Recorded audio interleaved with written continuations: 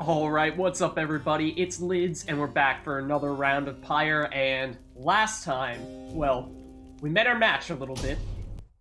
We got a bit of a taste of our own medicine with some enemies that played a hyper-aggressive playstyle against us in the Pyre, or in the right, I should say, and they even took away our favorite character, at least my favorite character, at least from a right standpoint. We'd been relying on Rookie big time to be the primary scorer, so without him, then we didn't do so well. But I think, if anything, it's actually a good thing that we lost that previous right, because I think it's a bit of a reality check for us. It is a signal that we can't just go in with the same strategy, the same team every single time. It's not going to work like that. We need to get more creative, we need to adapt, and I know we talked about doing that a little bit last time, but it seems like this time, we gotta actually make those improvements. So let's see what Rookie has to say. You can tell something is troubling Rookie, though he seems relieved to see you. Hey, chum, listen. I gotta level with you real quick. You remember Barker, don't you? Sure do. It's the guy that taught us that lesson. Not exactly easy to forget, though, believe you me, I tried. Well, he's got me by the scruff. I've been down here a little while, and as you can see by now, the Barker, he's been here longer.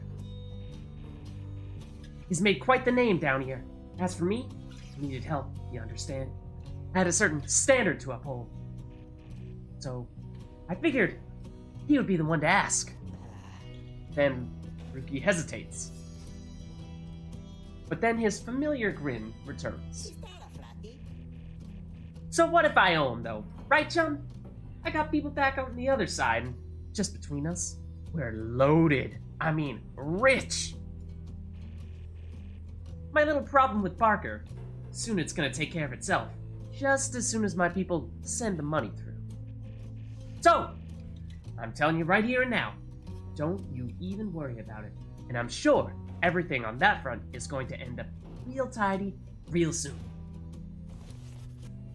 With that, he scampers off before you can respond. It seems Rookie owes a debt of some sort. What is on the line exactly, you're unsure. Okay, so that gives us a little bit more explanation as to why Rookie was not able to participate in that right, in addition to just generally seeming like he was quite intimidated. Come dawn, you find Hedwyn and Jodariel assessing the current situation with the minstrels. That's the other thing that happened last time, is we met a couple of new people, this minstrel here, and Tizo, who I'm sure we'll end up seeing quite soon. Are you most certain? Aye, madame. I make no claim, the journey shall be pleasant, but it is necessary. Hedwyn motions to you as they continue talking. It seems we'll have some work to do once we arrive in the Flagging Hands. Let's get going, as soon as you're ready. The sooner we get there, the sooner we can leave. Alright. So the Flagging Hands, we haven't made it to this region yet, but the Lone Minstrel knows a relatively safe route down into the Flagging Hands region. People were saying it's not the nicest of places to go, so I don't know, we'll have to see. We might run into some more unsavory folk. Ew. Yeah? Looks a little grim. Okay, what happened here? No, we're stopping. No one to talk to, but we hit a dead end, it looks like. We need to consider how to proceed. Flagging Hands region proves as dismal as Jodariel indicated.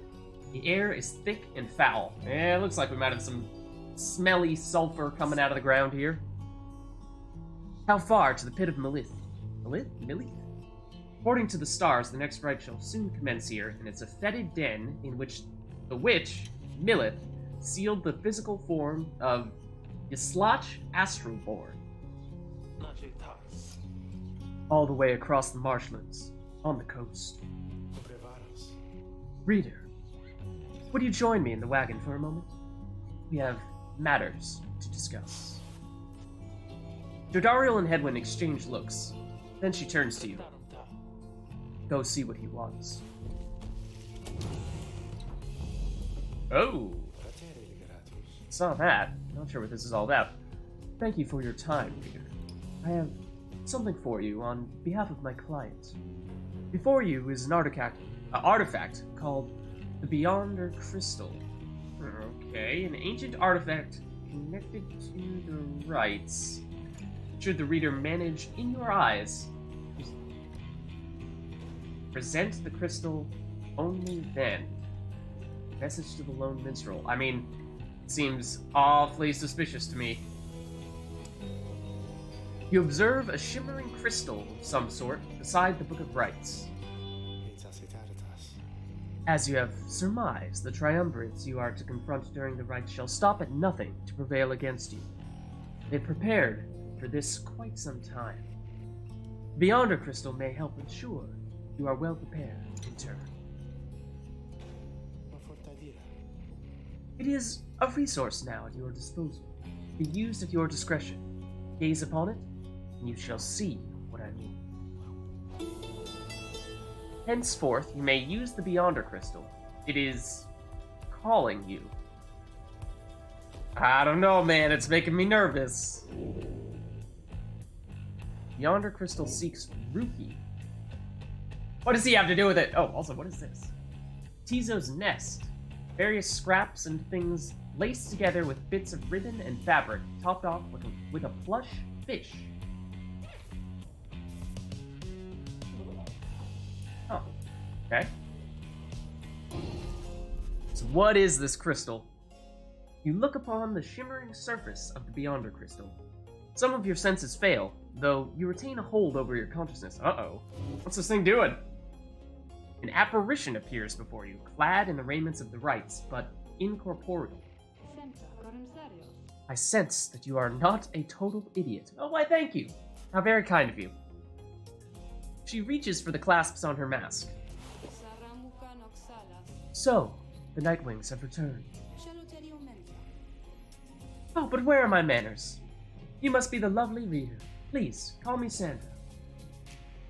She is a wraith, expelled for eternity within the Beyonder Crystal, and bound to serve the rites.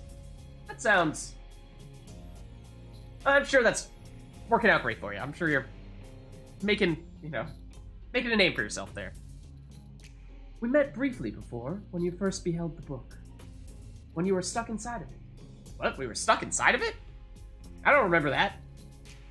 I was among the phantoms your companions banished there, no doubt stroking their egos. You listened well enough to that damned voice. Now, I suggest you listen well to me. Described within the book, it calls to you during the rites and reminds you of your exile. Ah, okay, so this is almost like, I'm assuming, the narrator's voice? Okay. I am bound in servitude to you, along with any idiots whose freedoms happen to be intertwined with yours. I know the rites better than anyone. I soon can whip you into shape, but if you but take advantage of my services. First, I offer scribe trials to those friends of yours. If they can pass, it shall be worth their while and yours. Scribe trials are Sandra's series of special challenges, custom tailored to each of your fellow exiles. Interesting. So, an individualized practice or challenge round of sorts. Secondly, my Beyonders and I avail ourselves for practice rites, should you be so inclined. Beyonders are a spectral triumvirate, banished for eternity and trapped within the rites. Okay. Practice rites, no strings attached, or no strings training competition between your fellow exiles and Sandra's Beyonders. Okay, so challenge options, and also just practice rounds. Or you could always come and chat, and briefly free me from an eternity of boredom. You've invoked Sandra from the Beyonder Crystal. Sandra, I guess it could be either, I'm not totally sure. What do you wish to do? So we can request of her a scribe trial, choose an eligible exile to brave one of Sandra's challenges and earn a unique reward if they prevail. That does sound intriguing. Challenge her to a practice, right? Pit your fellow exiles against Sandra's Beyonders in a no-strings competition, test your strategies. I mean, after what we were saying earlier, this seems like at some point this might be worthwhile, because I have certainly fallen into the habit of playing a very specific way during the rites, where our strategy is basically aggressively pursue our opponent and try to take them out with some attacks, and then once we've taken out a few of them, take one of our quick characters and try to sprint past through an opening and quickly get to the enemy's pyre before they can respawn. And if we are quick enough, then we score, and it's great. But if we aren't, then that probably means that they're banishing our quick character that we tried to zoom past with, because presumably it means that they caught him on the way. And we may have lost one or two as we were trying to thin out the resistance. So that has, on a few occasions, left us with no teammates that were actively in the arena, and that led to a few easy scores against us, and ultimately might have been the difference between succeeding and failing in the previous rite. So that is something that we may want to experiment a little bit in a practice, right? Then what is on her mind? Sandra is bound to the Beyonder Crystal. She may appreciate having someone to talk to, or bid her farewell. Okay, let's find out a little bit more about her, and then maybe we'll try a scribe trial. I do appreciate the effort to small talk with me, reader.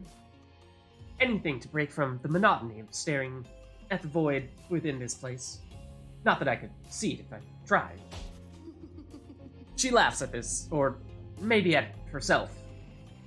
Certainly I could talk with my fellow Beyonders, trapped here as they are with me.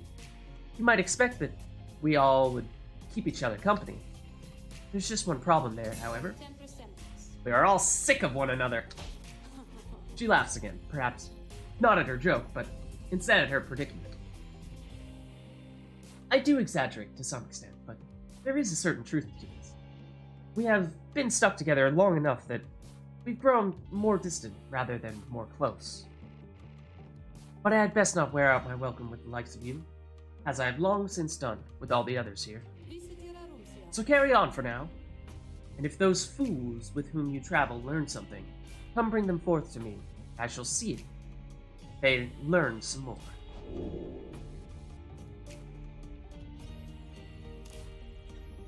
Yeah, so let's try a scribe trial, not a practice, right? And my guess is that some of these are going to be pretty tricky, but let's get a sense as to what it's all about. So indeed, it looks as though one of those failures of yours is ready for a lesson in pain. Is she referring to Ruki?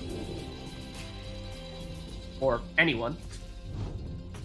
And I don't know, I'm curious as to whether there's any limitation how often we can do these practice runs. Like, if we wanted to, could we just go through and have everyone, or I keep on calling them practice runs, and that is something different. So these scribe trials, could we have everyone do a scribe trial right now and complete all of that? Or, oh, ineligible, interesting. They must achieve a higher rank in the rites to be eligible. Okay, that may answer our question then. The only one that's able to do it is Ruki. Interesting. Sandra has taken interest in Ruki, prevail, and earn a unique talisman. Ooh, okay. That does sound intriguing. Let's give it a go. You ask Sandra to administer one of her special trials for Ruki. What? The loudmouth cur? Well, I suppose that he is ready, technically, though I have a litany of reservations about him, but let us bring him forth. Soon, Ruki appears, in heat of the summons. Chum, what are you looking at me like that?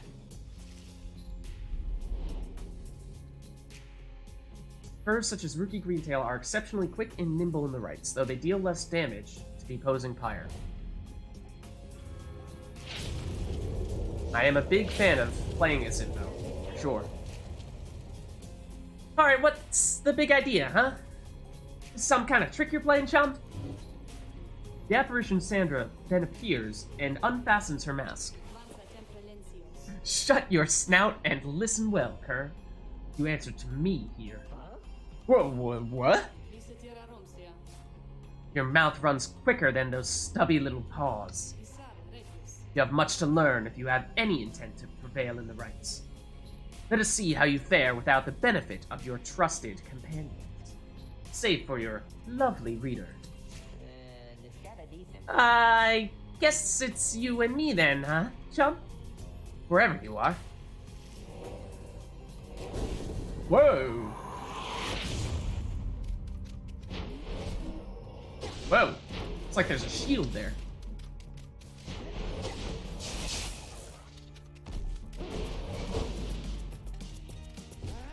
Oh, that is also blocking me. Interesting. Uh-oh. I do not like this. This is tough. Oh, and we have that too. Have to worry about getting banished. Aha! Oh no, they regenerate quickly! No! Way more quickly than I would have expected.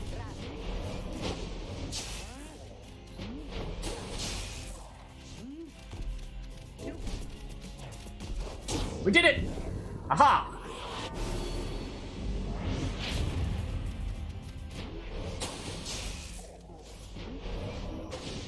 Is anyone there? Uh-oh. Oh! No! Don't do that! No! Oh, and I ran straight. Wow. Wow. That was very much a missed opportunity there.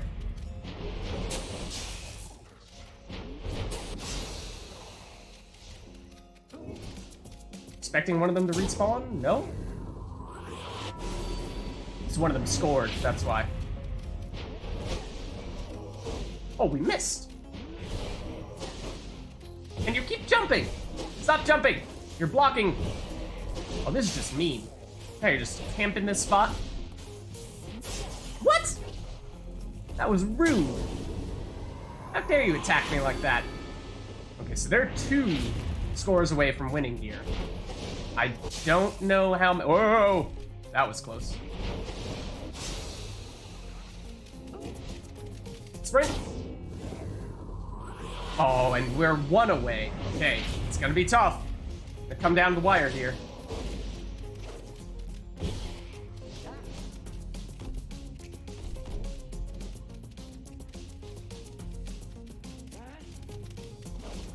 Ah! Snuck by him.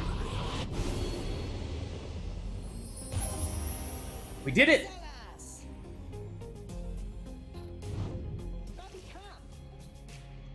That is how we do it, right, chum? It is. And you acknowledge, likewise, that you did not do it on your own, despite having to face my demon friends all by yourself. You passed my test, Kerr. Congratulations are in order. But to you, and to your lovely reader, now farewell. Both.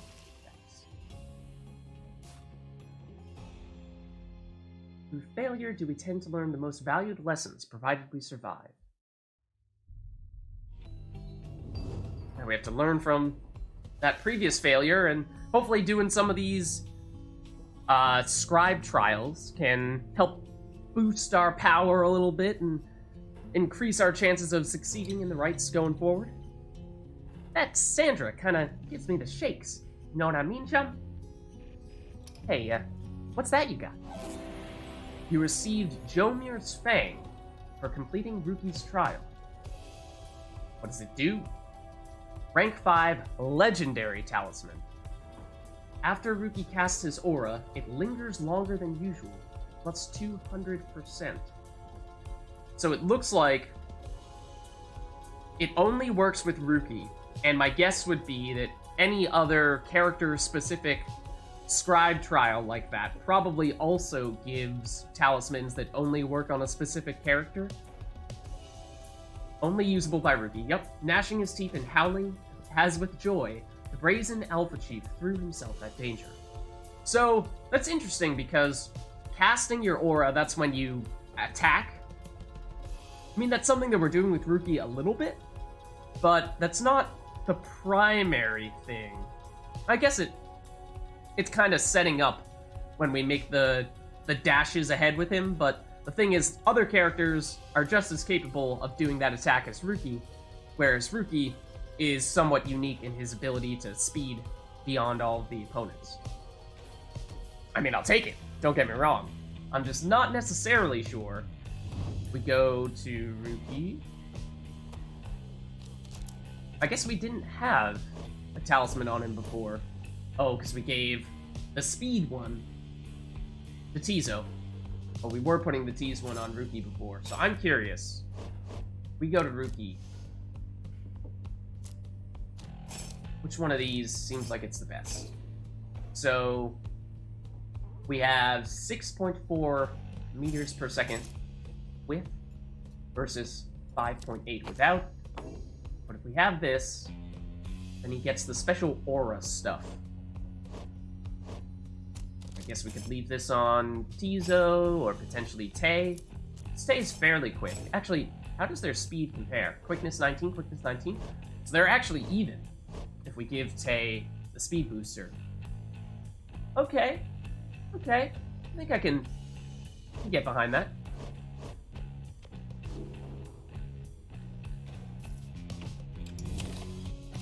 I'm assuming that we probably can't do those scribe trials with anyone else just yet. It's not like, you know, after completing Ruki's that others will unlock. My guess is we'll have to go through the story further before we can do that. You find everyone is feeling rather miserable.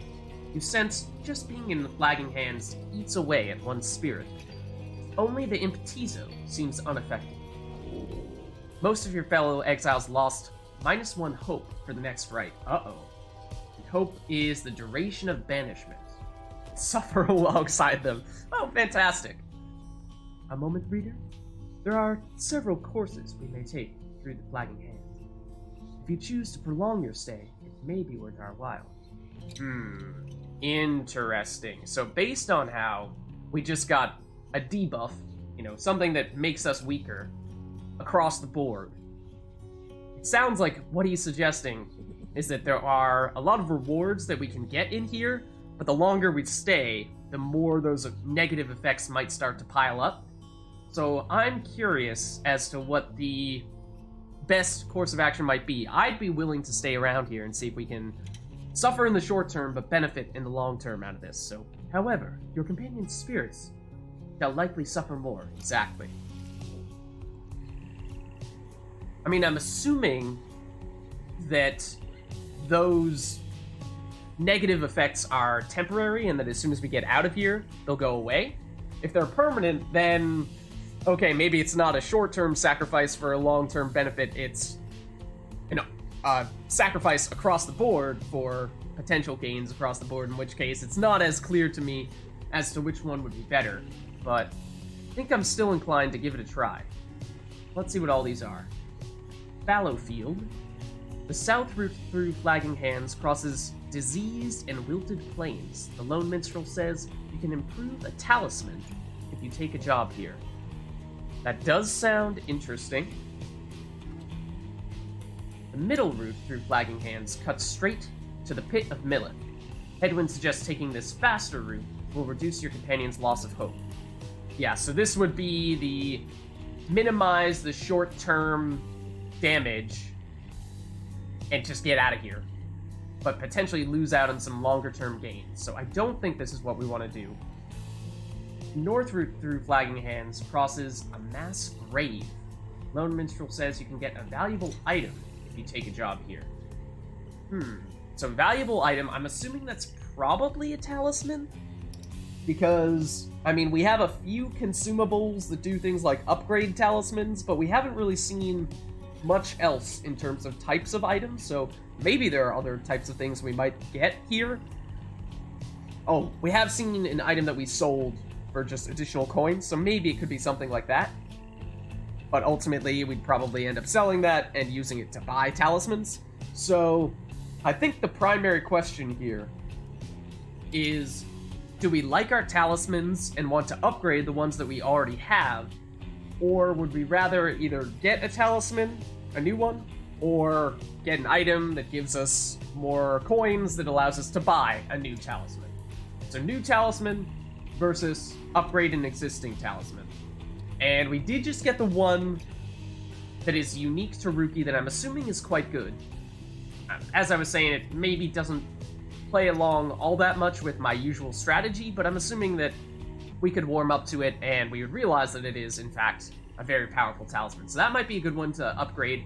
Otherwise, the Quickness Talisman, I think, is technically not supposed to be a particularly rare or powerful one, but it's kind of on the opposite end of the spectrum where, okay, that may be the case, but it also plays in very well with my usual strategy, so I am fond of it, no less.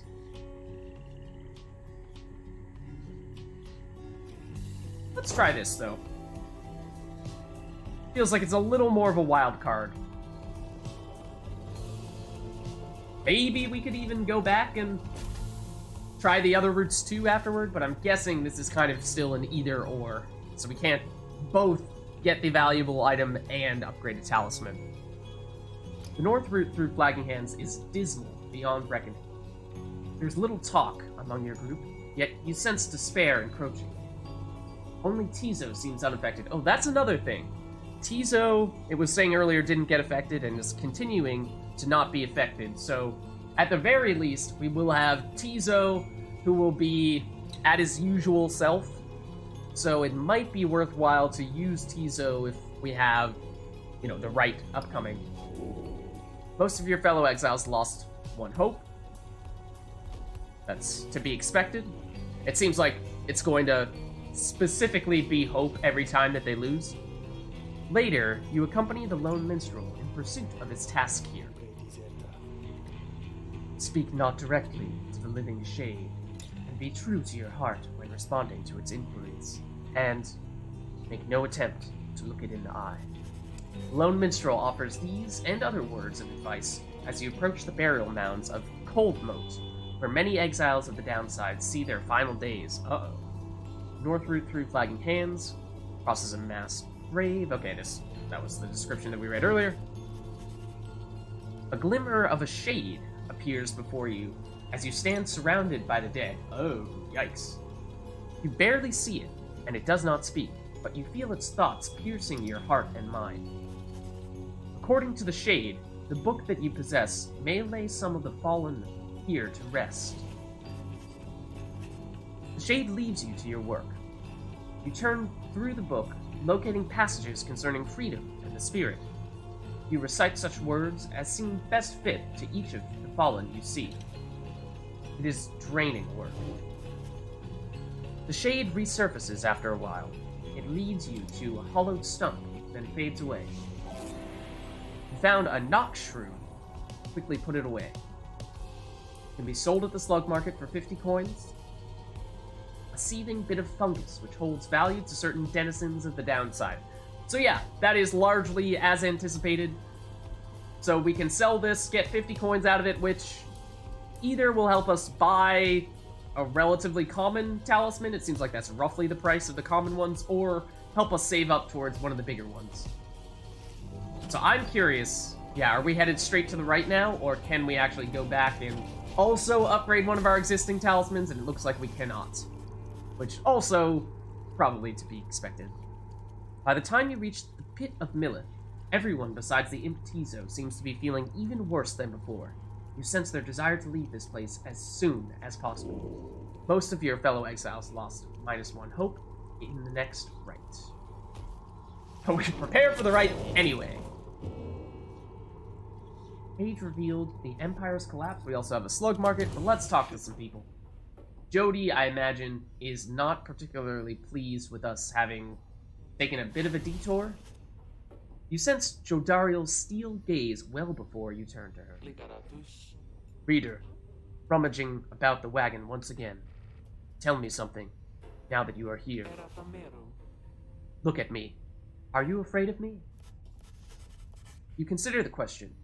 You've never before met someone like her, but you do know something of what happens to those who remain in the downside for many years. Jodariel wishes to know if you fear her.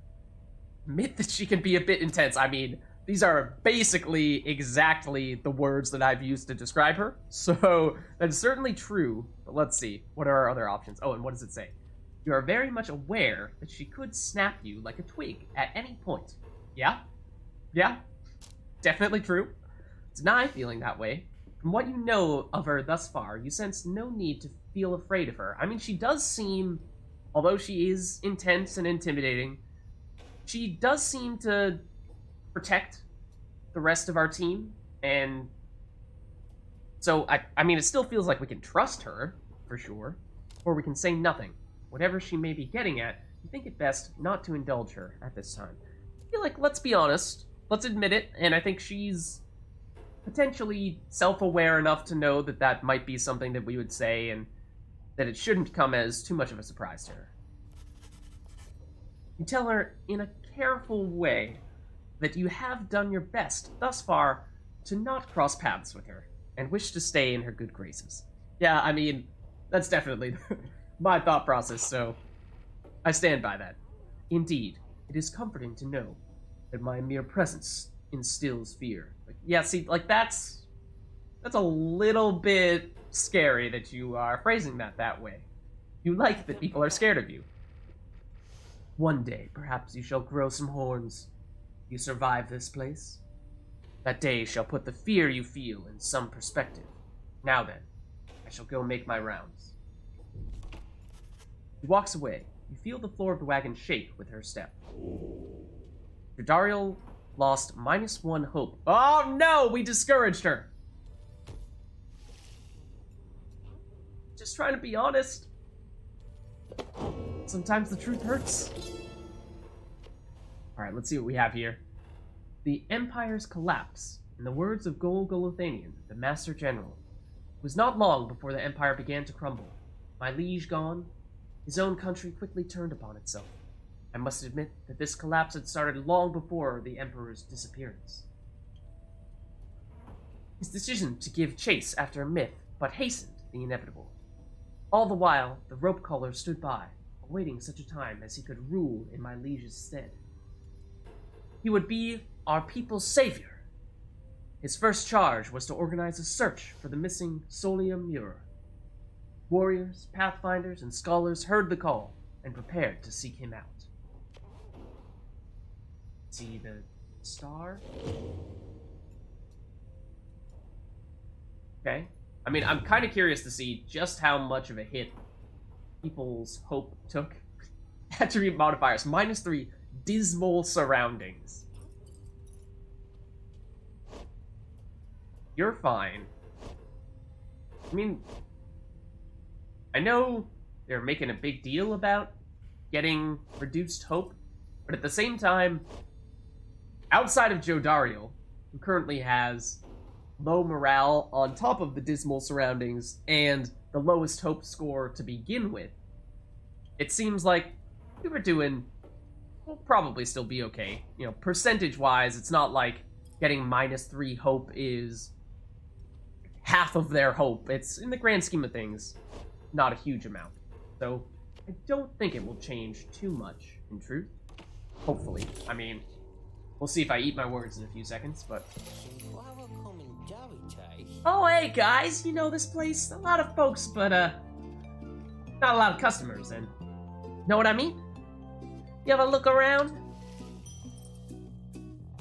Yeah, seems like there's mostly dead stuff here and not so much people. Okay, so... Oh, Stardust is getting more expensive.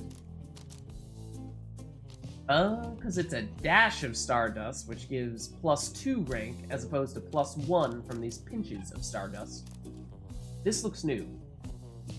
Scribe Rock grants the bearer +2 presence, ancient bit of tough bedrock on which the scribes themselves once must have tread. This also looks new. Grants the bearer +2 hope. Okay, so if I remember correctly, presence is the size of your aura, and hope is, as we were just seeing, how long it takes you to respawn after you've been banished. This still looks like the big one, though. While carrying the orb, the bearer moves faster than usual, +10%. So I'm curious. I would need to do a comparison and see how much of a difference this is when compared to our +2 quickness talisman. When plunging into the adversary's pyre, the bearer deals bonus damage +2. At the start of the ride, the bearer's pyre automatically gains +7 life. So, I'm not seeing too much that's amazing here. I think we'll sell this. That does get us up over a 100, but it's not a huge difference between 100 and 70 or anything. I forget exactly what we had before, but I think ultimately it makes the most sense to buy this because we want to stockpile as many of these as possible, and as soon as we get a talisman that we really like, then we can spend these like crazy and make it really powerful. Like, for example, Rukies might be worth using some of these on, and then I'd like to save up enough coins that we could buy this Lunar Glass, because this does look really appealing to me.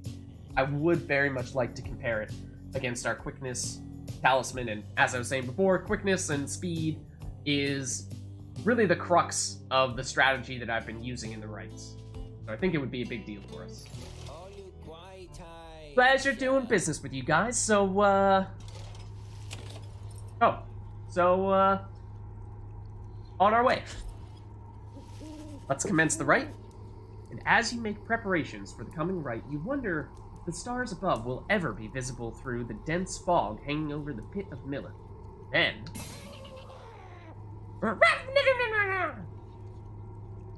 which, of course, means that Tizo seems to be very concerned by something in the vicinity. I'm guessing our opponents are about to show up. The little imp disappears in a hurry. Uh-oh.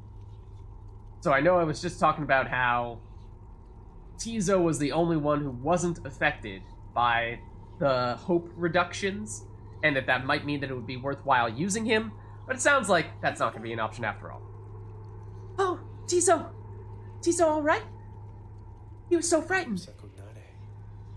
He was not frightened. He was issuing a warning. Silence, everyone. Take cover. Trodariel makes quick note of several hiding places among the nearby crags and rotted husks. Uh-oh, are we about to be attacked again? You wait. Something about the place dampens your senses. All you feel is a creeping dread. Whoa! Then, from the shadows, a writhing shape slides forward, its hulking form draped in rainbows. Love the music, too. The shape stops. Slowly, its head turns from one of you to the next, each in turn. Wise of ye to hide yourselves from us, little Nightwings. Ye trespass on the resting place of the astral born. We shall see when the stars muster the courage to illuminate this place. The creature vanishes into the dark. That sounds awesome. Love this music.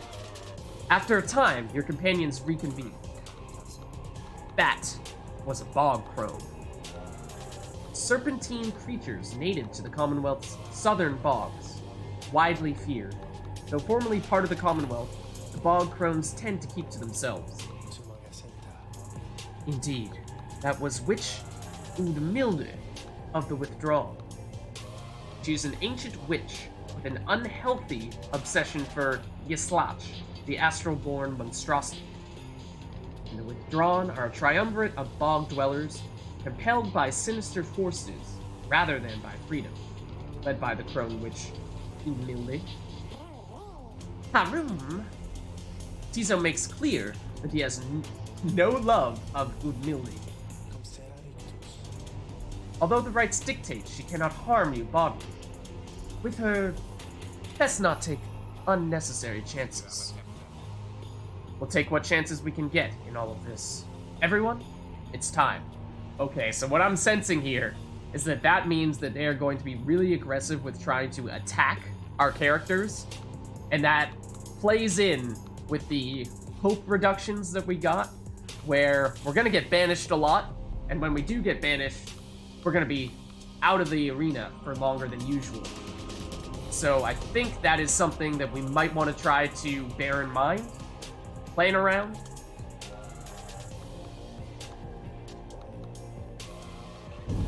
Why, you made it, Rita. We made it. made it all the way to the detestable pit of Melith. Yeah. In doing so, of course, you have disturbed your ancient adversaries, the Withdrawn. The deranged witch who leads them has big plans in store, should she prevail in all this. Now, as you know, I normally would wish you a shameful defeat.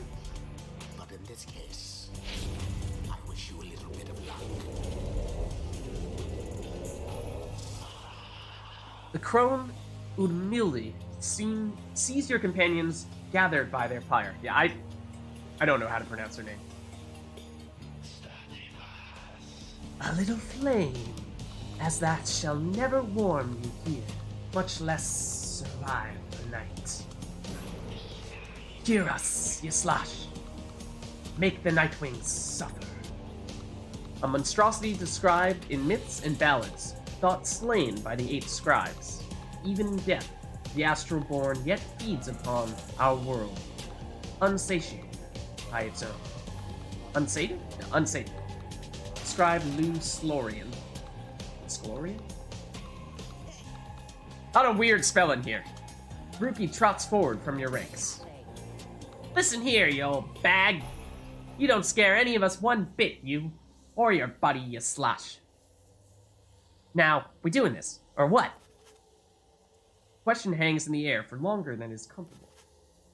It does seem to have drawn Udmildi's attention, however. Rookie begins to squirm a bit. Then, Udmildi moves her slender figure to her mask. Uh-oh. Oh, dear. Foolish. His slash shall grow. Slash shall grow. Slash. He shall consume ye, ere your little flame has died. That we shall ensure. Udmildi slides off toward her followers. Rookie remains motionless for a time. Whoops. Now let us get started. Okay, so yes, what I anticipate is that we are going to run into a rite in which these opponents try to attack us very frequently, and that will tie into our reduced hope, make it so that we are banished for longer than usual, and make it so that they can more easily attack us when we're outnumbered. So, for that reason, I think we may want to deliberately go with our party members that have higher hope than some of the others.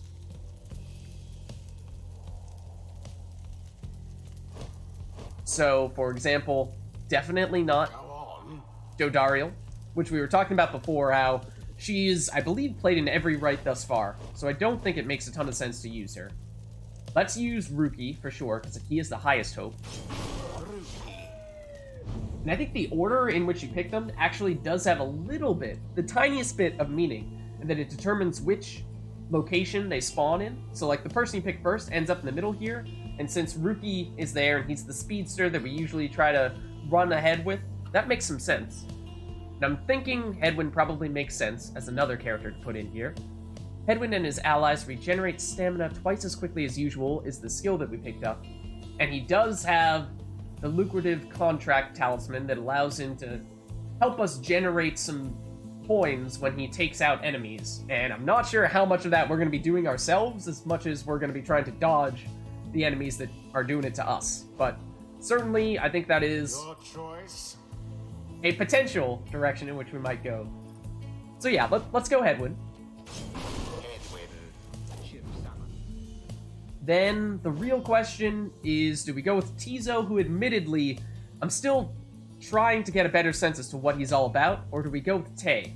But I think, as we can see here, Tay has some inspiration, which allows her to gain enlightenment more quickly. So I think for that reason we choose her. Tay, it is done. As the 8 scribes once vanquished you, Slash, so shall we prevail. No matter where ye go, ye slash, find ye, and devour ye. Okay, so yeah.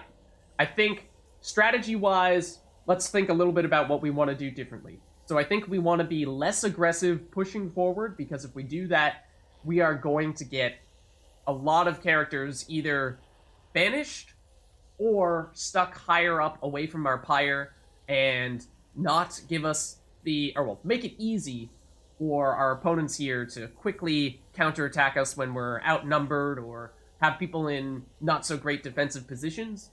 So I think we want to play as defensive a game as we can, and then in terms of how we damage our enemy's Pyre, I think it might be that we use Rookie and try to have him speed ahead and kind of just go solo and not risk sending a bunch of people forward and committing most of the team to our attacks.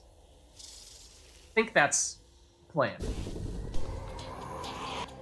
Oh. Clicked off the screen for a second there.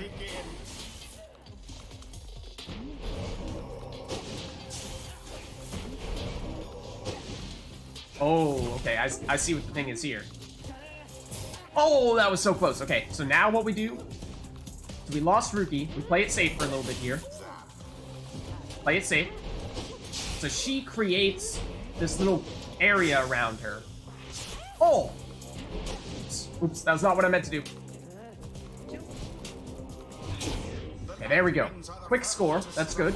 Like I said, Rookie's gonna be the primary character doing that.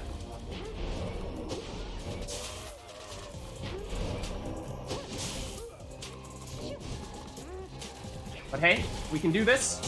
We can do this too.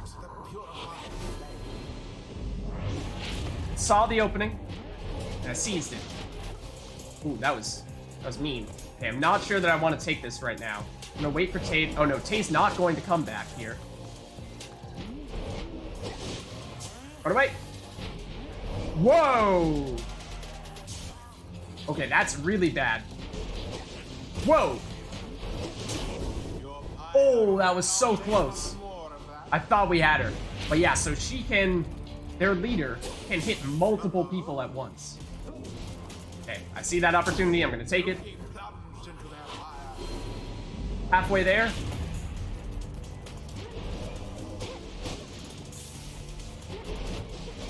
Okay, run away. Run away. Don't get hit by that. Okay, that was big. Okay, make a dash. There we go. Good, good, good. Okay, so now things start to change up. I'm assuming this is going to get a lot more difficult because that seems to always be the case, but the difference between this time and the last time is we have a lot more of a lead. So even if things get tricky here, hopefully we've built enough of a margin for us to work with. The lifeblood of your slash. It flows within this lair, and beneath this world is lifeblood. It shall engulf ye in such blackness and despair. Okay, I'm guessing that means don't step in that stuff. The witch invokes a profane name I shan't repeat. Best beware her foul sorceries. Oh, wow, I ran straight into that. No. One almost got through.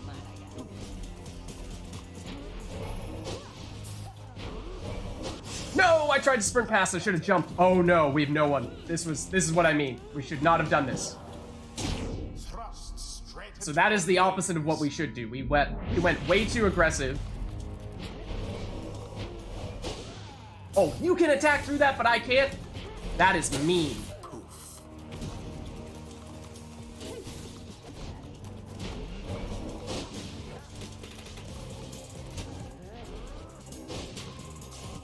Too slow. Couldn't catch me. Okay, so we need one more score from anyone, and that'll do it.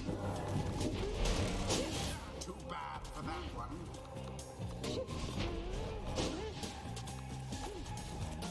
Oh, I meant to jump.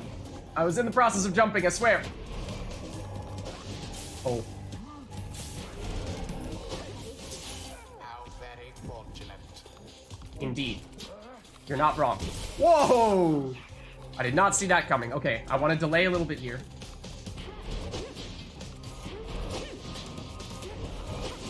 Oh man, you are jumping all over the place. That was well done on their part. Okay. Oh, I keep on clicking out of the screen by accident here. Yeah, this is closer than I would like. What? No mercy shown. Uh-oh. Uh-oh.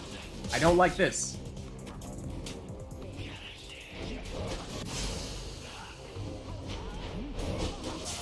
Did I still get you? I did. United in banishment. Trying to jump over these. Okay, run away.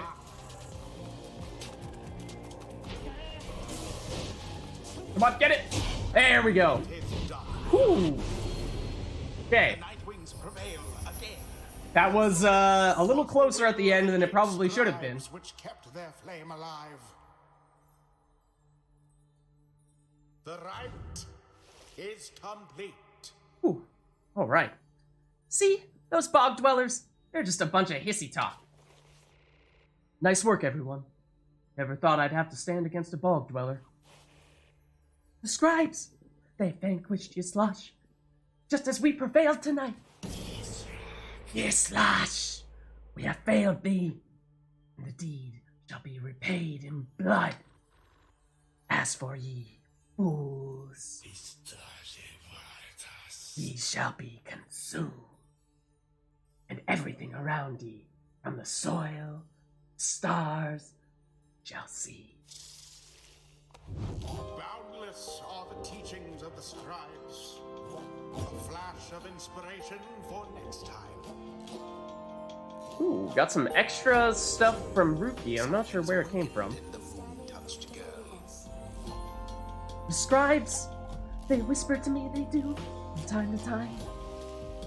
Okay, so Tay leveled up. Let's see what we can do with Tay. So the brief charge-up time before Tay jumps or sprints is virtually eliminated. Maybe that's what it is that for Tay, she does have the sprint, but there's a delay in between when you press the sprint button and when she actually does it, and that's what's been making it difficult to play the speedy route with her. So that could be very useful. Along this side, we also have Tay jumps and power jumps farther than usual. While sprinting, Tay slows nearby adversaries. Ooh, that's interesting. And if Tay is banished while jumping, she shall instantly return at the origin of her jump. Wow. That's unusual. Okay, some interesting stuff here. Then on the right side, we have a brief charge-up time before Tay can cast her aura is greatly reduced. Interesting, so turning her into an attacker, really. Tay flings the orb faster and farther than usual. Okay, we admittedly have not really been using this at all, which is something that we probably should look to change. But okay. Then, when saluting her adversaries, Tay automatically leaps toward the orb if no one has it. We still haven't been using salute at all. I honestly don't even remember what it's supposed to do. So, again, something that maybe as we're considering making other changes, or if we look to do a practice right, then those might be some things that we start to work a little bit more into our usual methods. And the last one on this side is, while grasping the orb, Tay sprints and jumps without without using stamina. So does that mean she basically has unlimited stamina when she has the orb? Because that sounds crazy good.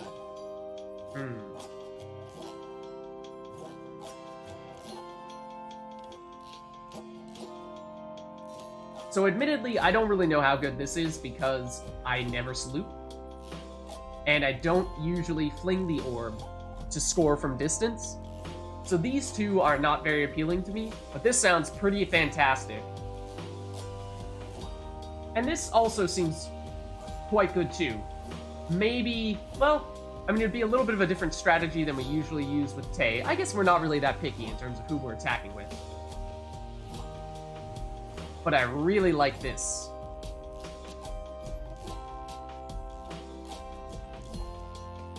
And that. This is such a good combination. So, like, make her adept at maneuvering on this left side, or on this side, make her more of a ranged and attack-based character. And Ruki certainly is our primary speedster, but Tay is second best in that regard. So I think you can make this case that she's a good option either when Ruki isn't available, or if you want to have two of those types of characters in one right. This looks really powerful, but it's not along the lines of the way that we currently play. So you know what? I'm gonna go this way A devious trick from the deliberately in order to try to force ourselves to mix it up a little bit more. Interesting. Okay, Tizo leveled. I didn't even realize that.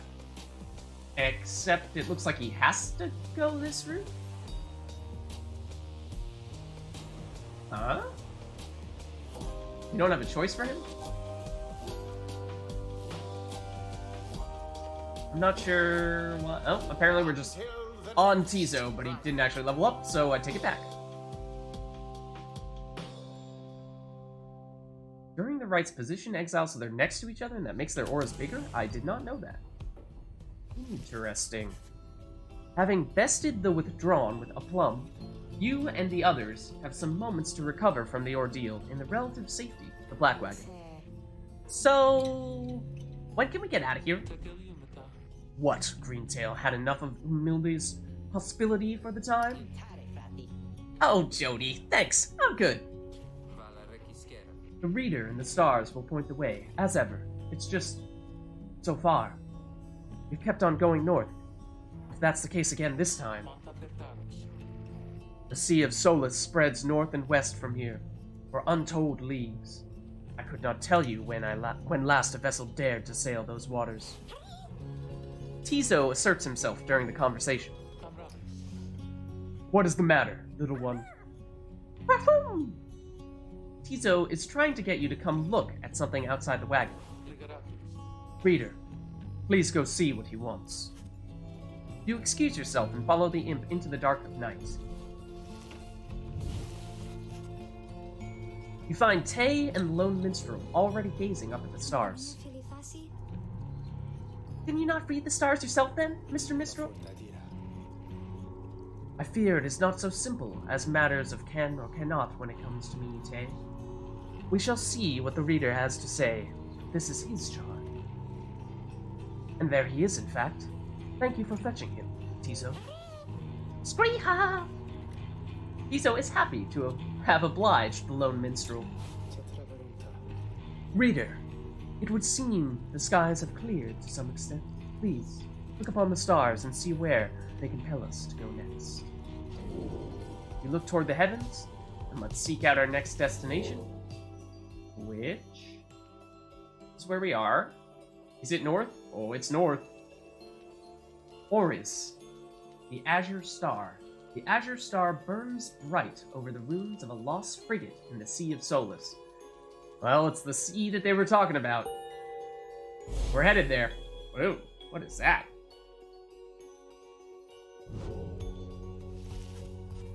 The rites beckon you still further north, toward the middle of the Sea of Solace, which is an impossible oceanic expanse pockmarked by crude little islets.